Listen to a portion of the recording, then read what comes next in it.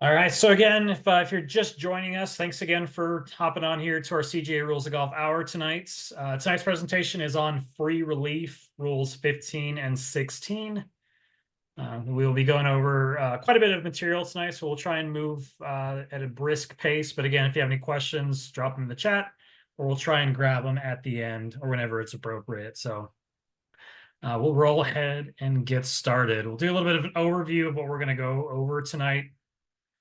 We'll talk about Rule 15, loose impediments, movable obstructions, and ball markers or balls interfering or helping with play. 3 parts to Rule 15.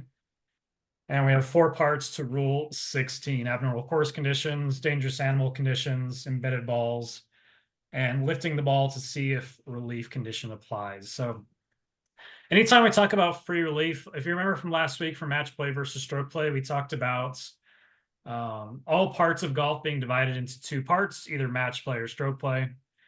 With free relief, we really have the same thing. We have all parts of free relief either divided into rules 15 or 16, either dealing with natural objects or artificial objects.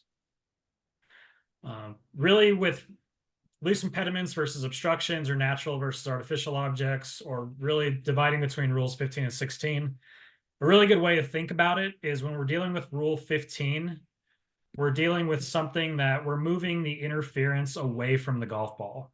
So we're either moving the loose impediment or moving the movable obstruction away from the golf ball.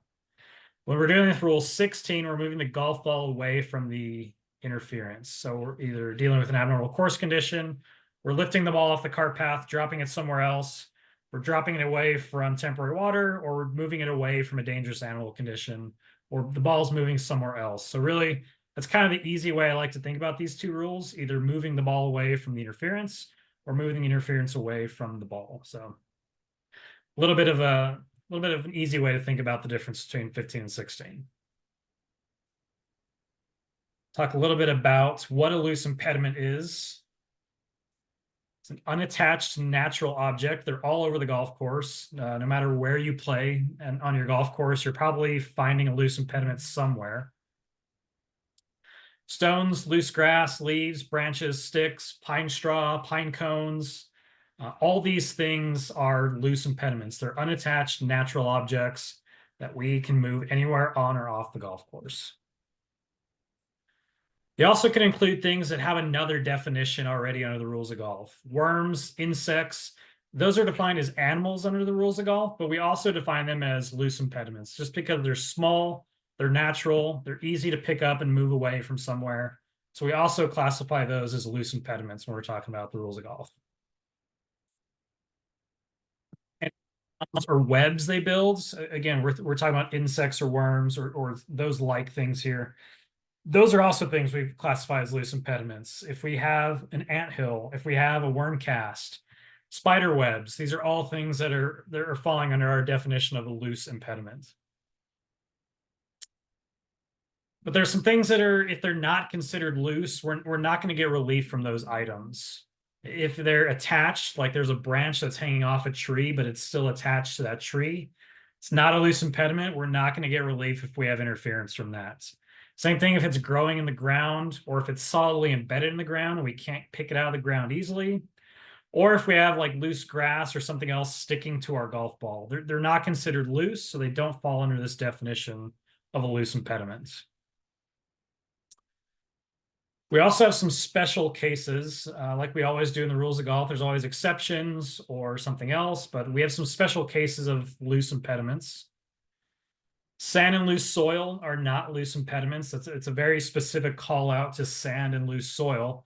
There are some times where we're going to be able to remove sand and loose soil, but they're not classified as a loose impediment.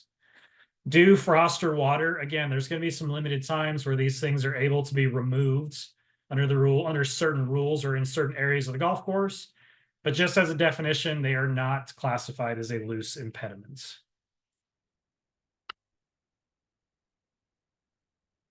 And we also have some more special cases where these things are loose impediments, but we might have a choice on if we want to classify them as something else. So if we have snow or natural ice, it's either a loose impediment because it's a natural, unattached object, When it's on the ground, we also can classify it as temporary water, and that's the player's choice. So if we have a pile of snow on the ground or a bunch of natural ice on the ground, rather than picking it up scoop by scoop or one by piece, we can also just treat that as temporary water when it's located on the ground, make it a little bit easier, and we can operate under a different rule.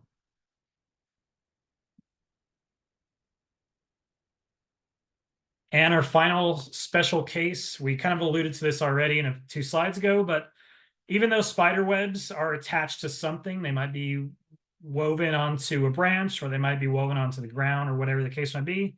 Even though they might be attached to something, we're still going to classify spider web as a loose impediment, another special case under this definition. We can remove loose impediments anywhere on or off the golf course. So if we have a loose impediment in our fairway, green, teeing area, penalty area, bunker, all those parts of the golf course, we're going to be able to remove loose impediments from those spots. Or if we have a loose impediment that interferes with our swing, that the loose impediment is out of bounds, we're still going to be able to remove that loose impediment even though it's not on the course. So anywhere on or off the course, we're going to be able to remove that loose impediment. And we can do it in any way. We can do it with our hands. We can do it with a club. We can do it with some other implements. A question we get a lot in our rules email is during the fall when there's a lot of leaves on the ground, can a player use a leaf blower to remove a pile of leaves or leaves from the putting green? It's totally permitted under Rule 15. What it tells us here is we can remove those in any way that we want. So leaf blower, like I said, hand, club, totally permitted. There's going to be some other things that kick in if we move our ball while doing that, but it is permitted to remove that in any way we would like. We do have 2 exceptions to removing loose impediments. So there's the first exception kicks in when we have our ball that has been lifted for some reason. So if we have lifted a ball because it is interfering with play, or we are checking to see if it is cut or cracked, or we are identifying it as our own ball, some reason we have lifted this ball and it is getting replaced back down on the same spot we have lifted it from. When we are replacing a golf ball and there is a loose impediment already there, we can't remove that loose impediment because if we would have removed it while our ball was on the ground, more likely than not, it would have moved our ball in play.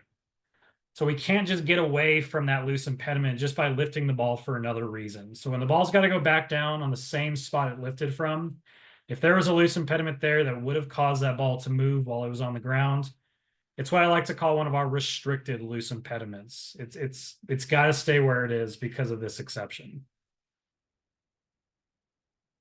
Also applies while play is stopped. So if we suspend play for weather or for darkness or for any reason, that exception doesn't go away. Just because play is suspended and we've lifted our ball because of the suspension, this rule keeps applying. That loose impediment keeps its status as a restricted loose impediment. It's got to stay where it is.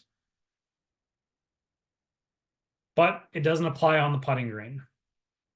Because on the putting green, as we know from our Rule 13, accidental movement on the putting green is forgiven under our putting green rule. So that removal of that loose impediment, if it would have caused that ball to move, we would have treated it as accidental movement anyways.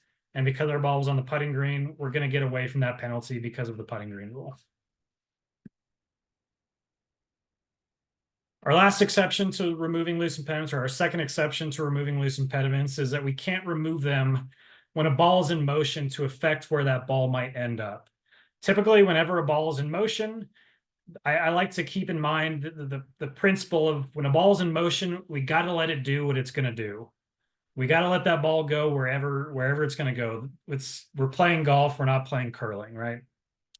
So whenever that ball's in motion and it's headed towards a loose impediment that may deflect it or stop it or prevent it from going somewhere else, we're restricted from removing that loose impediment while the ball is in motion. So that is our second exception here. George, any questions in the chat, or anyone have a question about 15.1? We did have one question. Wendy asks, what if during a suspension of play, the loose impediment blows away? Do we have to find and replace it? It's a good question. So we do not. So if we go back to this exception here with removing loose impediments where a ball must be replaced. So that exception, it only applies to us taking that deliberate action to remove that loose impediment. If we have the ball that is in our hand, we've marked and lifted that ball for some reason, and before we replace it, the loose impediment is moved by natural forces, whether it's wind, water, gravity, whatever it might be.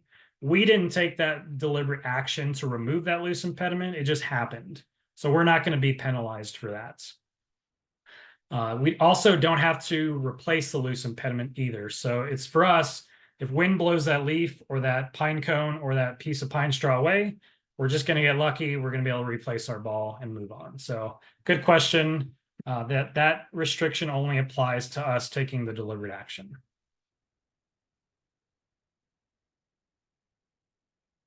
Okay. Well, if anything comes up, we'll answer it a little bit later, but we'll keep chugging along here.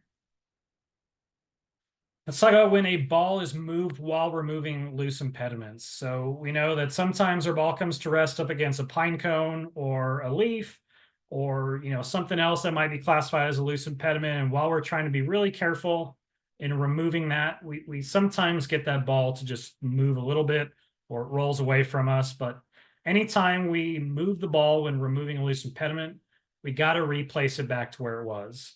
And that's generally a good thing to remember anytime that the player is the cause of the movements. Now, Rule 9 talks about a ball at rest being moved, and there's a lot of different things that could move a ball and what we do after that ball has been moved. But typically, a good thing to remember is anytime the player is the cause of that movement, 99.9% of the time, we're going to be replacing that ball back to where it was. Fortunately, when we remove that loose impediment and our ball moves as a result of that, we're going to get one stroke for balls in the general area, a bunker, or a penalty area. On the putting green, again, Rule 13 is going to save us with that accidental movement on the putting green. There's going to be no penalty there. And in the teeing area, normally our ball's not in play yet with the teeing area. So again, we're going to get absolved of any penalties of accidental movement in the teeing area there. This is really just kind of applying to the general area, a bunker or a penalty area when our ball's in place somewhere on the golf course there.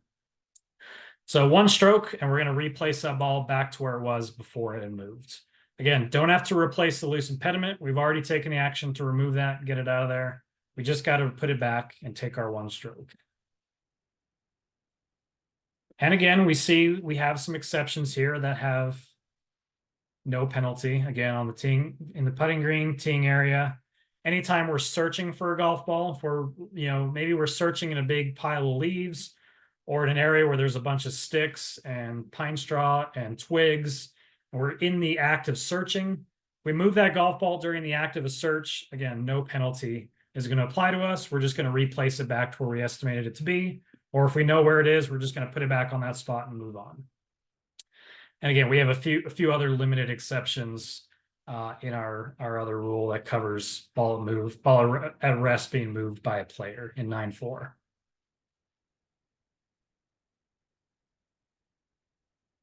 Questions on a ball moving while removing a loose impediment. So now that was kind of the quick and painless version of it.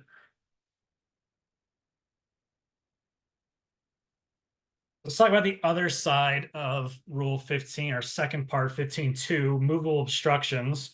It's going to be dealing with a lot of the same concepts we just saw with loose impediments, but we're going to apply them to a different kind of object we're permitted to move on the golf course. We have a few different parts for balls on a movable obstruction. First, we got to talk about the definition of an obstruction. I'm sure a lot of us are familiar with obstructions on the golf course. We've probably come across them in our course that we play at probably has obstructions all over the place, and you might not even just think about it. But when we look at obstructions, we look at them as this, it's kind of umbrella term. There's a few umbrella definitions that cover a few different things. The definition of an obstruction really covers two different types of obstructions we see on the golf course, but they all boil down to essentially some of the same things. Unlike a loose impediment where we saw that was a natural object, obstruction is just going to be the opposite of it. It's going to be an artificial object. There's two things we don't consider obstructions, even though they're artificial objects, or they might be artificial objects. And they have their own definitions with integral objects and boundary objects. And we'll go down a different rabbit hole some other time with integral objects and boundary objects. But the real quick thing to know with those two things as they relate to obstructions is integral objects and boundary objects, you don't get free relief from them. They're not included in our free relief rules. So if your ball's up against a boundary object or something the committee has defined as integral, not going to be free relief available for those two objects. So again, I mentioned we have two different parts of obstructions. Well, the one we're dealing with right now is a movable obstruction. And all it is an obstruction that can be moved with reasonable effort without damaging the obstruction or without damaging the golf course. And when we talk about reasonable efforts, we're usually just talking about, a player picking it up and moving it on their own without having to do anything special, without having to take something apart, unbolt something, things like that. That's not reasonable to move that thing. We're just talking about being able to go over there, pick it up with our own hands, or pick it up and move it somewhere else easily. That's how we're defining a movable obstruction. A lot of examples there in that photo. We see this player sitting on a bench. We see a few examples there on the left. Stakes, except for boundary objects, out of bounds stakes are not movable obstructions. They are boundary objects. But golf carts, trash cans, benches, flag sticks, rakes, all these things are artificial objects, so we can easily move somewhere else on the golf course. Again, we look at this picture of this player sitting on this bench, and there's a lot of movable obstructions in that picture we can count. The bench is a movable obstruction. That ball washer is a movable obstruction. The player's club that's leaning on the bench, that's a movable obstruction. The glove the player has in their hands, that's a movable obstruction. Now, the club and the glove also might be defined as equipment. But again, that's just, trying to get people to think things can have multiple definitions at one time. So all those things we're going to define as movable obstructions. And for the purpose of Rule 15, that's what we're going to be calling them. Sometimes we might have a movable part of an immovable obstruction. And whenever we have something like that, this is a very special case that we might come across. But anything that's a movable part of an immovable obstruction, we're going to treat as a movable obstruction, except when it's not meant to be moved. So the best examples I can give for both of those two little check marks there is if we have a fence that typically that fence it's staying where it is. It's not going to go anywhere. And you're not going to get it to go anywhere without damaging the golf course. That's an immovable obstruction. It's not a boundary object because I didn't say it's an out of bounds fence, and it's not an integral object because the committee hasn't defined it that way. So for the argument here, this is a immovable obstruction. If there is a gate in that fence somewhere, and all we have to do is unlatch that gate and it swings in and out for us, well, the gate part of that fence, we're going to treat that as a movable obstruction. So because that is a movable obstruction, if we have interference from that gate, all we got to do is unlatch it, swing it open so we're not interfered by it anymore. And that's how we're going to essentially take relief from that movable part of an immovable obstruction. Where it says except movable, where it's not meant to be moved, that's more of like there's a loose rock in a rock wall, and the rock is part of that wall. Even though it's loose and we can move it easily, the rock's not meant to come out of that wall. So that's where it says it's except where it's not meant to be moved. So a little bit of two examples there with movable parts of an immovable obstruction.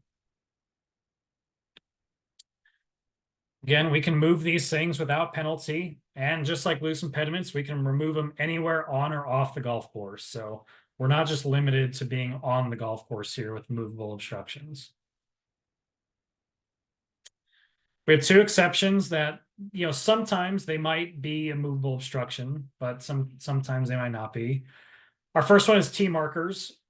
And that only applies when our ball is in that teeing area. So if I'm playing hole number 1, and in this photo, I'm playing from the black tees, those black tee markers, while I'm in the teeing area for hole number 1, those are not movable obstructions for me. Those have been placed there by the committee for some reason. to define a teeing area. And I have to just leave those alone. I can't touch those. I'm not permitted to move them somewhere else just because I don't like where they're placed. They're not movable obstructions for the purposes of that teeing area for me.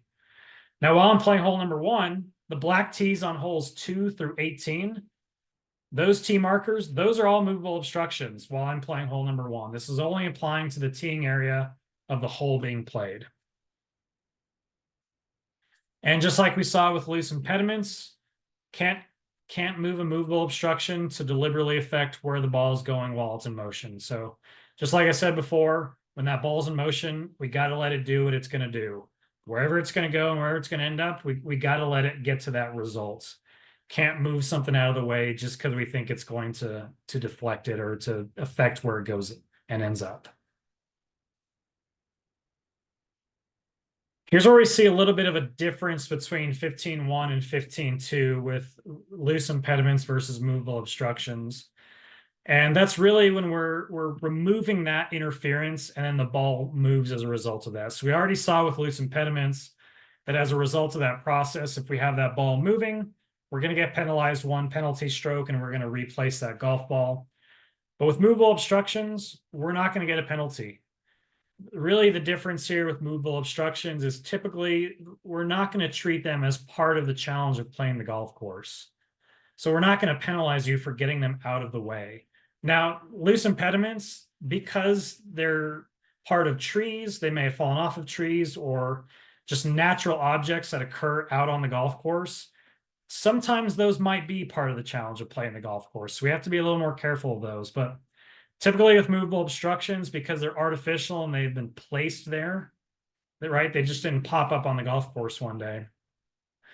Typically, again, we don't treat these things as part of the challenge of playing the golf course, so we're not going to be penalized if we're getting them out of the way. So no penalty. And just like with 15.1, we're going to replace the original ball on the spot it came from. Or if we don't know, we're going to estimate that spot to the best of our ability. And you see, estimate the spot, and then we're going to replace it. Something a little bit different than a loose impediment as well is we could have a situation where our ball is in or on an obstruction. And we're going to take the putting green out of this equation for a second, but we're going to have a situation where our ball is in or on an obstruction, and we're going to get relief from it. Now, we know we're not going to get relief if that was a loose impediment, because if we go back to the example where our ball was on a leaf and we move that leaf, we're going to get the penalty stroke. And if we lift the ball and remove the leaf before we replace the ball, again, there's going to be a penalty attached to that. Here, if our ball is resting or it's on or in a movable obstruction, we're going to be able to get a relief procedure here.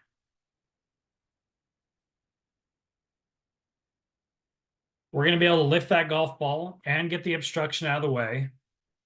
And what's really important here is it's going to be creating a relief area for us to drop the ball back within. Once we have lifted the ball and moved that movable obstruction out of the way, we're now going to have to get that ball back into play with some mechanism, and that's going to be dropping in a relief area. So the relief area, we're going to create it by, we first need a reference point. So the reference point is just going to be the point wherever was immediately under that golf ball.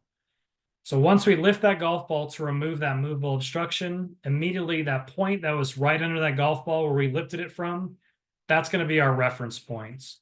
And then from there, we're going to be able to drop within a 1 club length relief area, no closer to the hole, and it's got to be in the same area of the course as our reference point was. So if we're lifting our ball in the general area and our reference point is in the general area, then all of our relief area has got to be in that general area. Same thing in a bunker, and same thing in a penalty area, and not near the hole.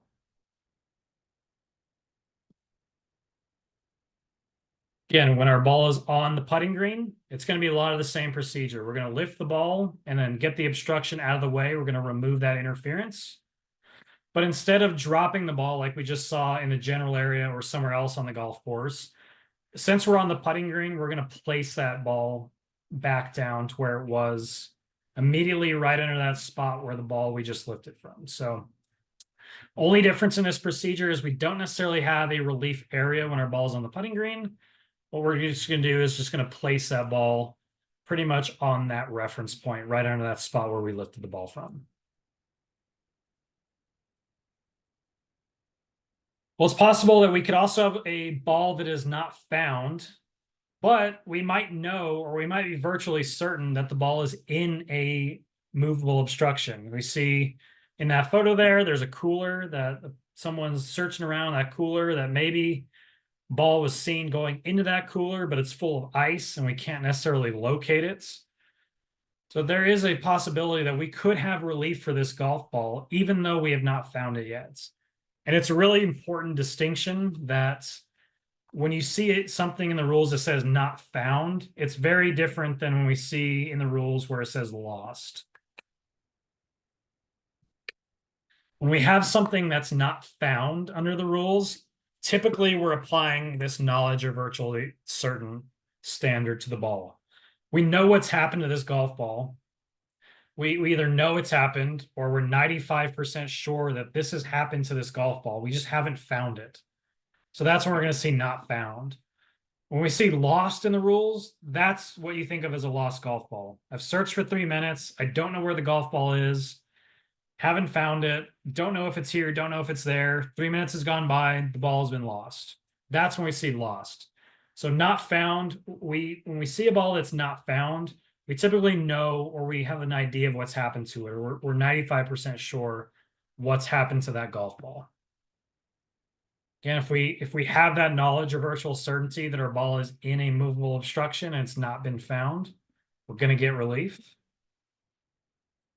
Reference point here is going to be a little bit different. Since we don't have a ball to lift, or we don't know the exact spot of that golf ball, we're just going to estimate the point right under where the ball last crossed the edge of that movable obstruction. So if we were looking at this Powerade cooler, if this person is searching in for that movable, or that ball in that movable obstruction, wherever that is the edge of that ball crossing into that cooler, we're just going to go straight down to the ground from that edge.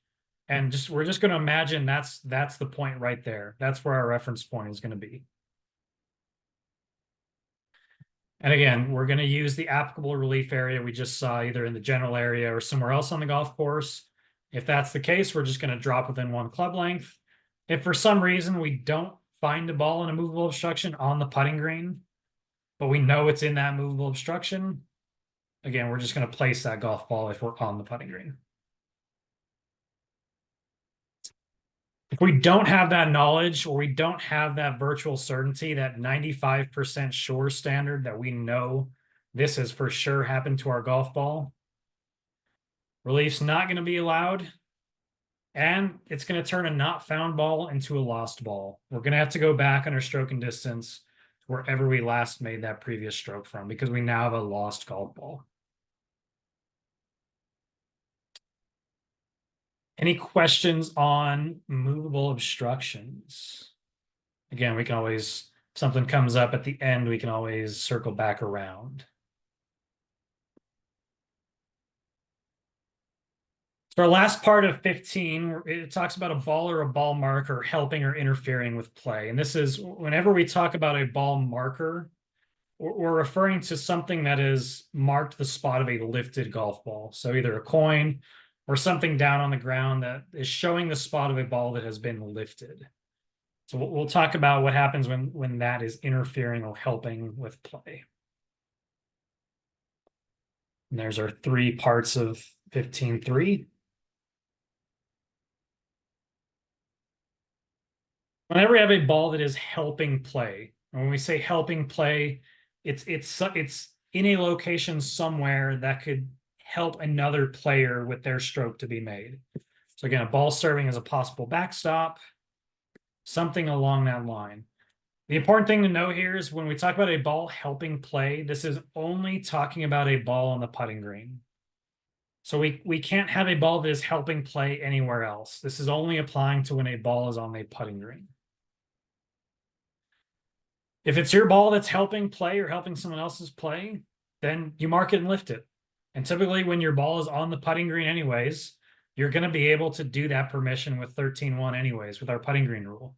You're going to be able to mark the ball and lift it anyways. So and it's helping play and it's your ball, go ahead and mark it and lift it. Just mark it and get it out of there. If it's another player's ball that's helping on the putting green, it's helping someone else's play. So if I'm player A, player B's ball is on the putting green, and player C is just off the putting green, he's going to be chipping on, or he's coming on the putting green or putting from somewhere else. I can require that ball to be lifted. I can say, hey, player B, that ball is going to help player C. You need to lift that golf ball, or I want that golf ball lifted. I don't want it to help that player out. This is only applying to stroke play, but if two or more players agree to leave a helping ball in place, right? They have a conversation. They say, hey, player C, I think that's helping my play, or that your ball is going to help my play. Would you mind leaving that ball where it is? And then player C says, you know what? Yeah, no problem. I'll do that for you. I will leave that ball where it is. And then someone goes on to make that stroke. We now have an issue because we've now made an agreement to leave a ball in a play to help somebody else's play. So that agreement is not permitted in stroke play. Every player who made that agreement, so in my example there was two players, both of those players made that agreement. As soon as that stroke is made, all the players in that agreement are going to get a general penalty. Both of them are going to get 2 strokes for making that agreement.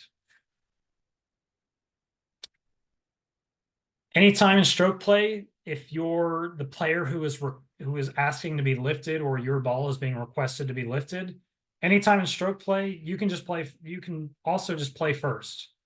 If that is a choice you want, rather than lifting the ball, you just want to putt out. Maybe it's 2 inches from the hole and you just want to tap it in, or maybe have a short putt. You can always just play first in stroke play.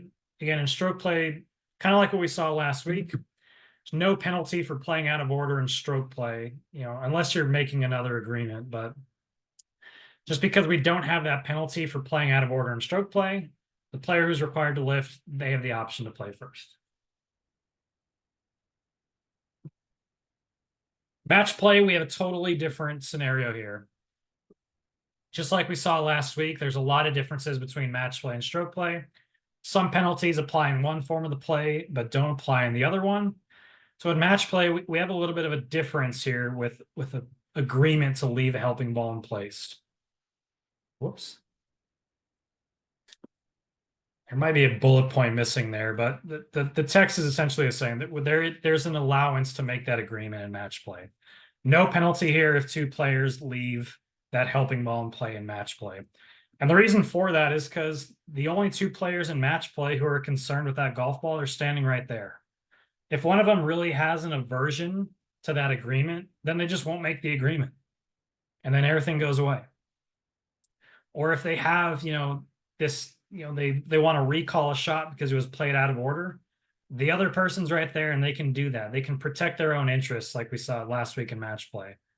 So because that the only 2 people concerned with that ball are standing right there, and it affects nobody else on the golf course, it affects no other match going on, then that agreement is permissible to be made in match play. We're going to let them make that agreement. We'll keep moving on. If we have any 15-3 questions, we'll grab them here at the end.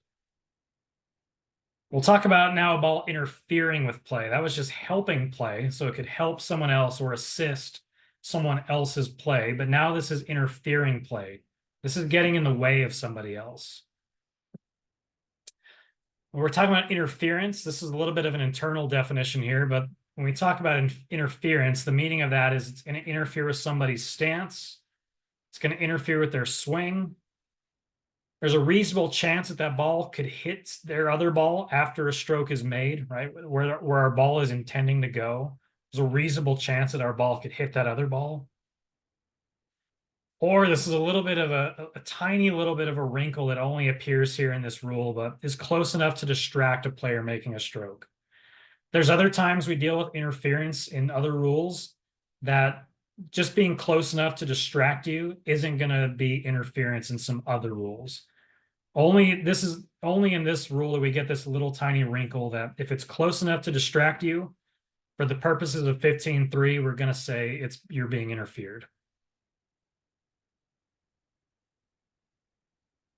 We got a procedure here, just like a lot of our other rules or our other subsections here in 15. We have a procedure to get a ball that's interfering with someone to get it moved out of the way. So the next player to play can require an interfering ball to be marked or lifted, right? If I'm the next person to play and I think that someone else's ball is going to interfere with me, then I can require that ball to be lifted, marked and lifted. Unlike with assisting play or a ball helping play on the putting green, if I'm player A and I think player B's ball interferes with my next stroke, player C has no say here. This is only dealing with the player who's going to be making the next stroke.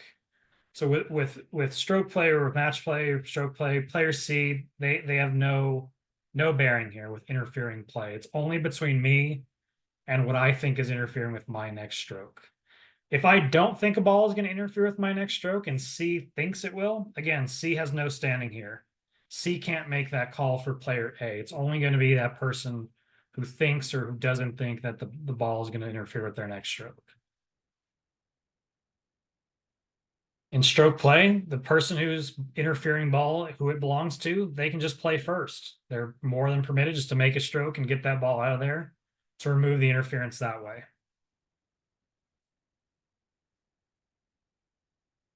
Again, player of the interfering ball, they cannot lift it without being asked, right? If I was player A and I think player B's ball may or may not interfere with my stroke, player B just can't go in there right away and just lift that ball because he thinks that's what I might be thinking. Again, this is only going to apply to the person who is making that next stroke who might be interfered, except for on the putting green. And again, just like we've seen before, if our ball's on the putting green rule is going to let us lift that ball regardless. So except for on the putting green.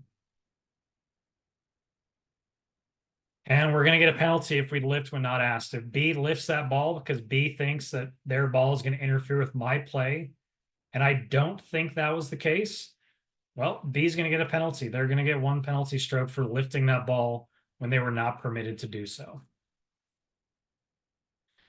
Anytime a ball is lifted because it's interfering with play, once it's been marked and lifted, that ball cannot be cleaned. We got to be careful to not clean that ball before it is replaced back into play by that player, except for on the putting green, because again, that putting green allowance kicks in.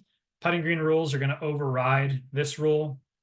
They're going to allow you to clean that ball anyways. But if we're in the general area, a bunker, a penalty area, somewhere else like that, when that ball is lifted to take the interference away, we cannot clean that golf ball. One of our limited times we cannot clean it in any time when it's being lifted. We have a ball marker that's either helping or interfering with play. Now, again, when we're referring to this rule, this is a ball marker. This is something that's on the ground because it has been, ball has been lifted. If it's our ball marker, we can just move it out of the way. Just ignore that old decision right there. Does not exist anymore if you go look for it. If it belongs to another player, we're just going to require them to move it. Again, ball marker here is a little bit different than a ball being on the golf course. When a ball's been marked and lifted, it's a little bit different when we're talking about helping or interfering with play. If it's our ball marker, again, we're just going to move it out of the way. Belongs to another player, we can require them to move it.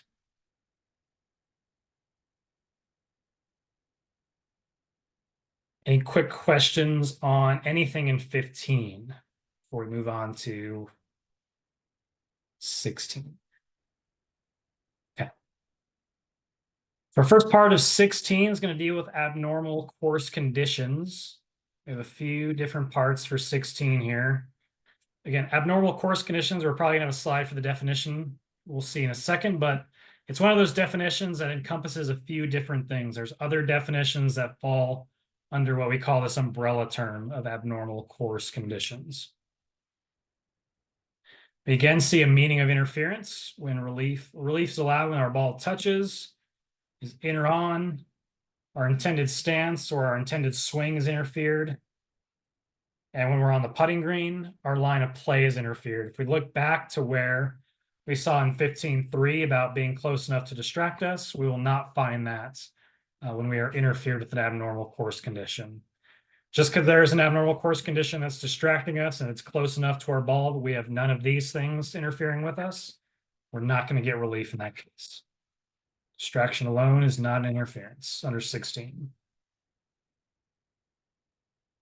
We're typically going to get relief allowed anywhere on the golf course when we have an abnormal course condition interfering with us.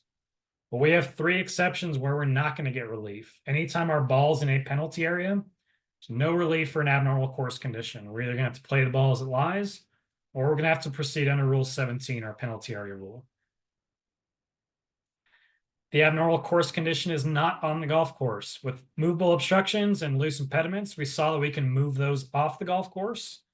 If we have an abnormal course condition off the golf course and we are interfered by it, and our ball is on the course, we're not going to get relief. We're only getting relief when the abnormal course condition is on the course. And our third exception is when we just have a clearly unreasonable stroke or the decision we're going to make to play that golf ball. If we're standing on a cart path, but our ball is buried 2 feet into a huge bush, well, we probably weren't going to play that golf ball to begin with, even if the cart path wasn't there. So the cart path, in this case, isn't going to bail us out of our ball being in that unplayable situation or an unreasonable stroke situation. Relief for the general area is pretty straightforward. We're dealing with this concept of the nearest point of complete relief anytime we're dealing with an abnormal course condition. And we see with our diagram here, it looks like our ball is in an area of ground under repair, something that's been marked as ground under repair, one of our abnormal course conditions. We're going to find that nearest point of complete relief by just taking away all of that interference. So all of the lie where our ball lies, all of our stance, all of our area of intended swing, all of those things, we're going to remove all that interference and find that point. And then based on that point, just like with other relief rules, we're going to be able to drop within a 1 club length relief area. We see that 1 club length relief area there in our diagram. When our ball's in the general area, our relief area's got to stay in the general area. It's got to be in the same area of the golf course where our reference point is, and no near the hole. And again, with nearest point of complete relief, we have to take that complete relief. All the interference we had from that condition, whether it's the lie, stance, swing, got to remove all of that interference. We can no longer have any of that once we've taken relief. Got to take complete relief. Really similar procedure in the bunker. We're going to find that nearest point of complete relief, but we have to stay within the bunker. When our ball's in a bunker and we're taking a free relief procedure, we're not going to be able to move that ball to a different part of that golf course. Again, 1 club length relief area in the bunker, not near the hole, and complete relief if possible. The if possible part, that gets into a little bit in the weeds there with another procedure, but again, same procedure as the general area here. We're normally finding that complete relief where we're no longer interfered with lie, stance, or swing from that condition. Again, when we can't find that, we're taking maximum relief. If not, if complete relief isn't possible, because again, we're confined to this one area of the golf course. We can't leave that bunker. So it's possible that we have to take maximum relief instead of complete relief. And again, the concept of maximum point of available relief, that's a little bit in the weeds for tonight's hour. We have one additional option for a procedure here. This is a little bit of penalty relief attached to this because we're going to have to pay a stroke to use this option. But if we have an abnormal course condition and wherever we're going to drop in that nearest point of complete relief area in the bunker, maybe we really don't like that spot, or it's not going to be a good stroke for us. We can use our back on the line relief procedure, taking that flag, running it through where our ball lies in the bunker, and then dropping on that line as far as we want outside that bunker, but it's going to cost us a penalty stroke. In this case, we can drop in any part of the course because we have left the bunker. We have paid that penalty stroke to leave the bunker. So we're no longer restricted in the part of the course we were dropping. But we got to drop on that line that's formed between the flag and where our ball lies. We got to drop on that line. One quick note, and we'll touch base on this next week or in the next presentation when we get to penalty relief, but back on the line. The reason why we have to drop on the line, if people have old knowledge from the last 4 years, from the 2019 rules, we used to get one club length off the line at a point we chose. But starting in 2023, we're now required to drop on the line with back on the line relief. The reason why is because that relief area is not created yet until we drop on the line. So if we drop off the line, we haven't created a relief area yet because we haven't chosen that point on the line to drop within. So really important just to remember anytime you're operating with back on the line relief, got to drop on the line. When our ball is interfered with an ACC on the putting green, our procedure is slightly different. We're going to find that nearest point of complete relief, but instead of dropping in a relief area, we're placing our original or another ball and substitute in this scenario. We're going to place that ball at the nearest point of complete relief.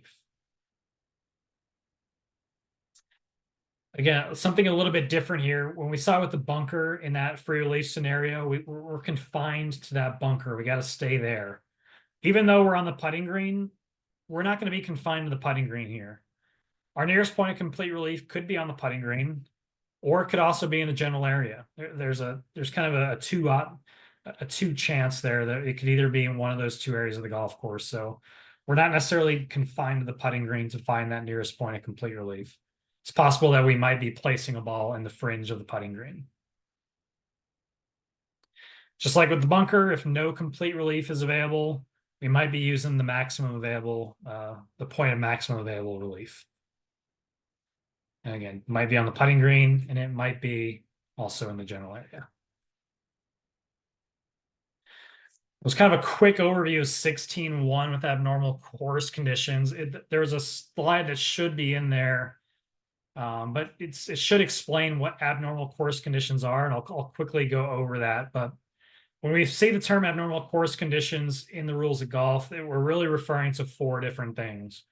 We're referring to either an animal hole, we're referring to an immovable obstruction, ground under repair, or temporary water.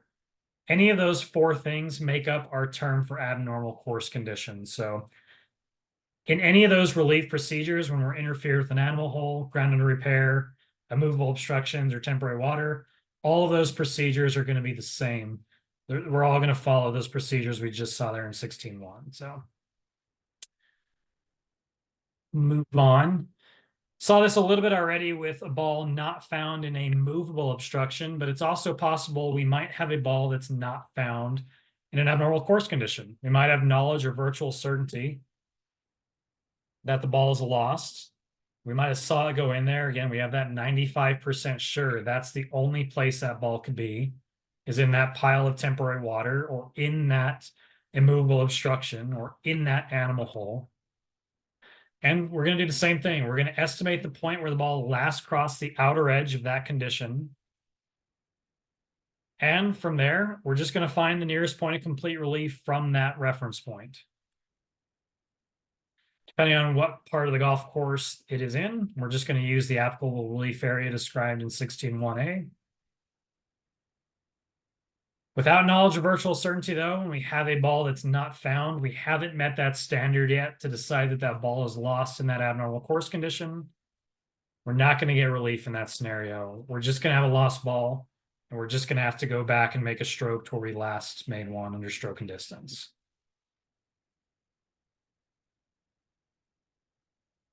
We'll kind of, this topic, we could spend a lot more time on no play zones with abnormal course conditions, but we'll kind of get the general overview here.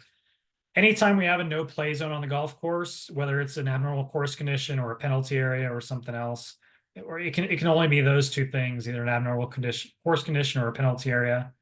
We can't play that golf ball. It's a no play zone for a reason. This is going to be one of those scenarios where relief is going to be required to be taken. We're going to be required to take free relief here. With that no play zone, whether it's a ground under repair that's been designated that way, or it's an immovable obstruction that's been designated that way, we're just going to use that same procedure to find that nearest point of complete relief, eliminate all that interference from the no play zone, and then drop or place within the relief area we were talking about. So really with the no play zone, just the general concept there is you can't make a stroke from there. It's a no play zone for a reason.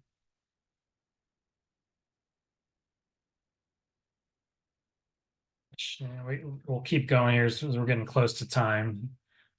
Only have a couple more slides, but dangerous animal conditions, we're going to operate a lot in the same way as an abnormal course condition. There's going to be a reference point we're going to have to find to get away from that dangerous animal condition.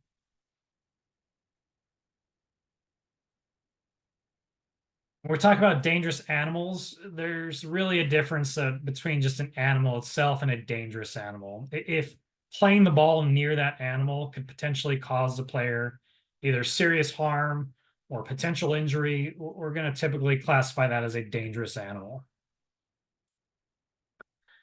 We got a few different examples here. Poisonous snakes, bees, alligators, fire ants, bears, all those things could potentially cause harm to a player, and we're going to call those dangerous animals.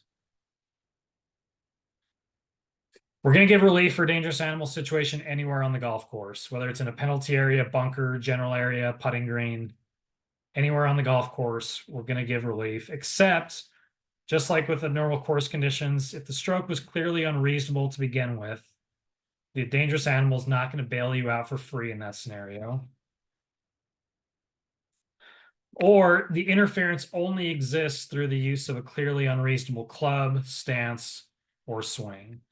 If we're trying to use a 3-wood from green side just to get close to a dangerous animal, that's not necessarily, or using a driver from 10 yards out, not necessarily a reasonable club to be using that situation. So not going to get relief if we make those choices. Same thing for direction of play. Procedure, again, we're going to use that nearest point of complete relief we just saw with abnormal course conditions, except the nearest point of complete relief in this scenario is where that condition no longer exists. It might be 10 yards away, it might be 50 yards away with the nearest point of complete relief here. Wherever that dangerous animal condition doesn't exist, where that player gets themselves out of harm's way, that's where we're going to find that nearest point of complete relief. And then we're just going to use that same procedure we saw in 16.1a for any of those things. We're going to either, if we're in the general area or a bunker, we're going to measure that one club length from our nearest point of complete relief and drop in that relief area. Or for the putting green, we're going to be placing that ball at the nearest point of complete relief. When our ball is in a penalty area and the dangerous animal condition is giving us some interference, we're still going to be allowed to take relief under 16.1 with that dangerous animal condition, but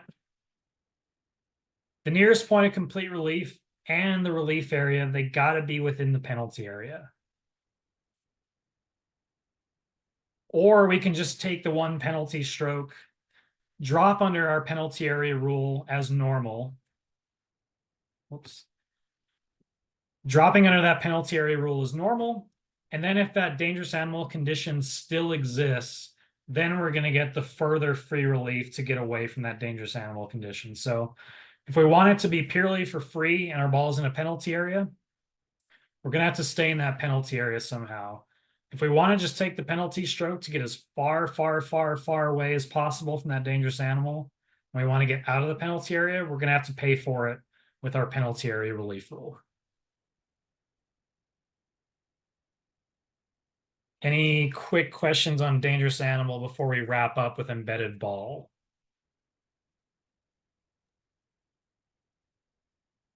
We had one question, Lewis, about 16.1F. I'm not sure if you want to leave it to later or address it now. Let's cruise through embedded ball. We can try and catch it at the end, George. So we'll talk real quick as we wrap up with the meaning of embedded. when we're permitted free relief for an embedded ball. Going to get it in the entire general area with 2 exceptions. Also going to get it on the putting green. And then we'll talk about our procedure for that embedded ball. So there's a couple changes. And again, if you have old knowledge of the rules with embedded balls since 2019, or before 2019, you may need a refresher here, but embedded ball relief is going to be allowed anywhere in our general area, whether it's in the fairway, rough, green, in the fringe of the putting green. If it's in the general area, and it's embedded, it's gonna get free relief.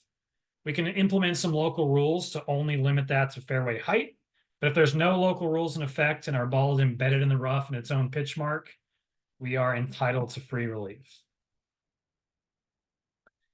Got 2 relief procedures. And then we have guidance to when we're doubting whether a ball is in its own pitch mark. When we're talking about the meaning of embedded, the ball's in its own pitch mark, the pitch mark it created by landing there. And it was as a result of the previous stroke. So a player had to make a stroke for the ball to travel through the air and then plug in that pitch mark. And that ball is below the surface of the ground. So it has dipped below that level surface of the ground. And if it is meeting all 3 of those things, we're going to treat that ball as an embedded ball. Ball has not been embedded if it's been stepped on, run over by a cart, driven into the ground without becoming airborne. So even though that was the result of a previous stroke, the ball never got airborne. It was just driven straight into the ground. We're not going to treat that as embedded. If we drop it and it plops in the ground and embeds, that's not going to be an embedded ball because we dropped it. It wasn't as a result of a stroke. If we can't tell if our ball's in its own pitch mark or another pitch mark that might have been created by another ball, we might be able to treat our ball embedded and take relief if it's reasonable to conclude that that's our pitch mark. If we get up to an area and the only pitch mark there is our pitch mark, but we're not sure, well, it might be reasonable to conclude that that's the pitch mark our ball made because we don't see any other balls around. There's no other pitch marks around. It's reasonable to conclude from all the information we gathered that our ball is in its own pitch mark. We have an embedded ball. We've met all those requirements we just saw on the last slide. And we're going to take relief for an embedded ball. The reference point is just going to be the spot in the general area immediately behind where our ball is embedded. And why do we say that the spot is in the general area right behind it? Well, because we're only getting embedded ball relief in the general area. So the spot behind our ball has to also be in the general area. Going to get a 1 club length relief area from that spot. No near the hole in the reference points. And again, we got to be dropping in the general area. We're only dealing with the general area when we're dealing with the embedded ball rule. 2 exceptions, we're not going to get relief when we have a ball that's embedded. When we have it embedded in sand, that's part of the general area, but it's not cut to a fairway height or less. A good example of this would be a lot of places like Pinehurst, Kiowa, Bandon, Whistling Straits. There's a lot of sandy areas that might be part of the general area on those golf courses. And if we have a ball that plugs in that sand and it's not cut to fairway height or less, like we see in this photo, again, no relief for embedded ball. And what we've seen a lot through Rule 16, if the interference from something else is just making this a clearly unreasonable stroke, we're not going to get bailed out with an embedded ball here if it would have been a clearly unreasonable stroke because of something else causing interference. When our ball's on the putting green, we're just going to mark and lift our ball, repair the ball mark, and repair on the repaired spot. With our putting green rule, 13.1's telling us we can lift this ball anyways, even if we weren't sure it was embedded. We're on the putting green. We're permitted to lift this ball anyways with that special permission. And we can fix pitch marks on the putting green with our putting green rule. So when we have an embedded ball on the putting green, we're not necessarily operating at a 16.3. We're more so operating using our putting green rules with 13.1.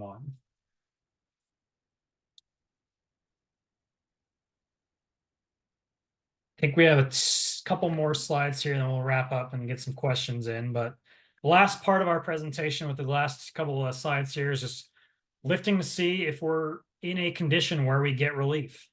You know, we might think we get ground and repair relief, or we might think we have an embedded ball. We're going to be permitted to mark and lift that ball to check to see if that relief rule applies. Can do it anywhere on the golf course, but we got to follow a procedure. We reasonably believe we have a free relief condition that might be applying to our ball in play. We can lift our ball and see if the relief is allowed. There's no requirement to make an announcement that we're doing this. So if we believe, or if we reasonably believe that we're going to get free relief, you don't have to make the announcement. We can just go ahead and mark that ball and go ahead and lift it. But we got to mark it before we lift it. That's really the first key in this procedure. Ball's got to be marked before being lifted. And while we lift that ball, unless it's on the putting green, we're not going to be able to clean that golf ball while it's being lifted to check. The only way we're going to be able to clean that golf ball, I'll see it here in a few slides. If we're not entitled to relief, we got to just replace that original ball back down where it was. One stroke penalty applies if we lift it without that reasonable belief, fail to mark, or if we clean the ball except on the putting green. There's no penalty in a couple. I started talking here, but I'll pick that up. There's no penalty for a couple things if we then discover we're entitled to free relief. If we then discover we are entitled to free relief, we can now clean our golf ball because we're now in a relief scenario. And if for some reason we failed to mark our golf ball originally, and then we discover we're in a free relief scenario, we're going to get out of the penalty for failing to mark the golf ball because we have discovered we're in a free relief scenario. With free relief, there's no requirement to mark the golf ball anyways because we're typically moving the golf ball somewhere else.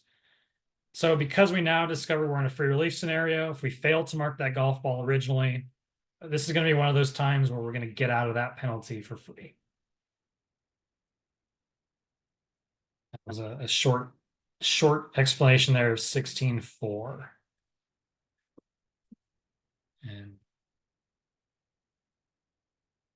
so I know did pretty good on time tonight, only 2 or 3 minutes over.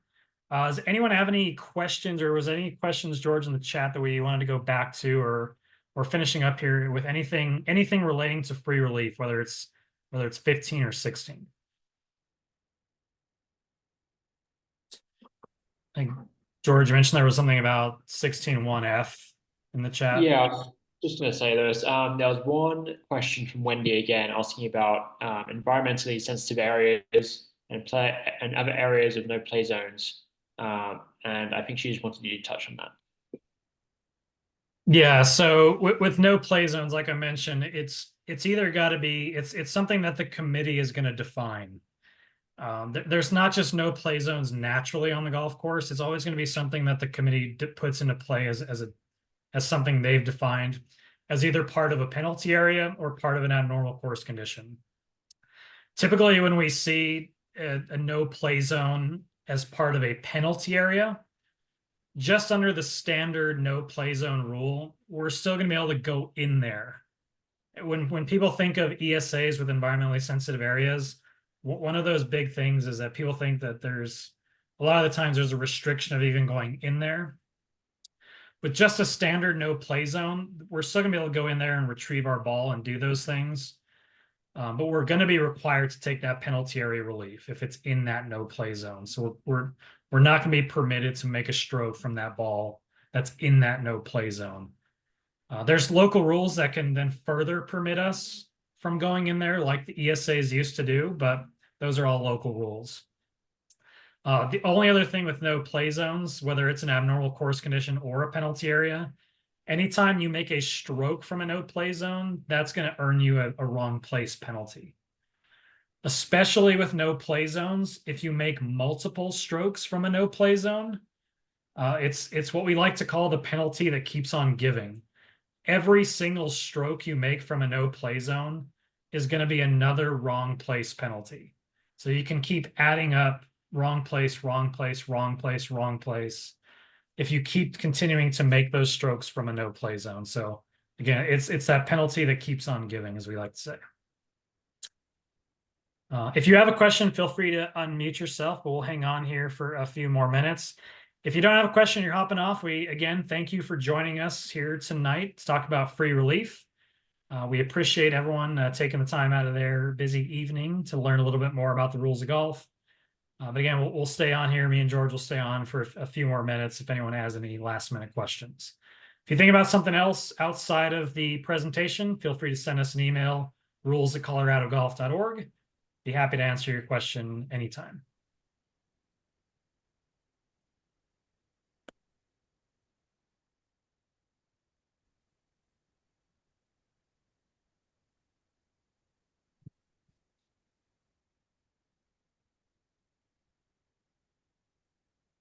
And we'll then stop our